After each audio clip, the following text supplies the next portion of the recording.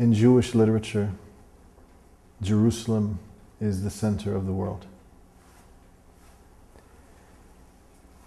We read in the prophets, and we say it in our synagogue services across the world, and it's a spiritual geographical reference point back to the source. Ki mitzion tetzei Torah udvar Hashem mirushalayim. Because from Zion the word of God goes out. It comes out from Jerusalem. So Jerusalem is our source, no matter where we may be. It's our way of doing, in navigation they call dead reckoning, And in the old days of the merchant marine, etc. For us, it's the reference point. Without it, we lose our sense of where we are, both as a people and in history and as our ongoing purpose. Somebody could say, wow, what's a little postage stamp sized country like that got to do with it? Quite frankly, everything. Try living without your pancreas, Try. But Jerusalem, Israel, the land of Israel itself, is different than any other because, and this is an odd term for many people, it's holy. What does holy mean? It's called the Holy Land.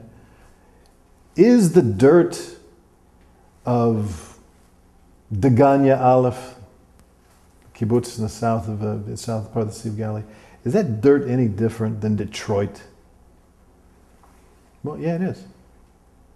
Even though a soil analysis would show probably some similarities, it's different because it's been set apart for special purposes, which is what the word holy means. To the extent that it's influenced billions of people, and that's no accident. And the Jewish people were given this land as stewards, to take good care of it. Just like Adam Harishon, just like Adam was given the garden, to say, hey, take good care of this. We've been given the land to take good care of it.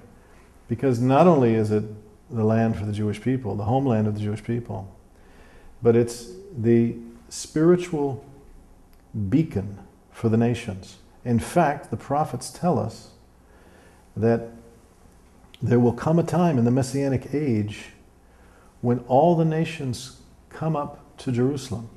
The one Jewish feast that all the nations, the non-Jewish nations, will celebrate is the Feast of Sukkot, the festival of booths, tabernacles. The nations will come up. Why? And they'll come and they'll learn. They'll come up to the mountain of God and they'll be taught the ways. That's geographically specific Jerusalem. Okay? And it will be the Jewish people who act as the broker of that learning. Okay? It's not an arrogant responsibility, it's a privilege, it's a humble privilege. And that's what's coming in the pipeline. We don't know exactly when, but that's kind of where all this is headed.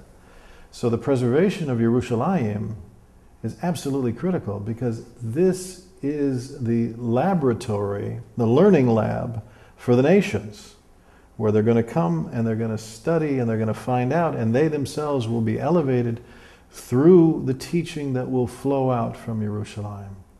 So when we come back to the idea that Yerushalayim is the center of the earth, it's not for any bragging rights on our part, but it's for the privilege of continuing what's already been happening for thousands of years.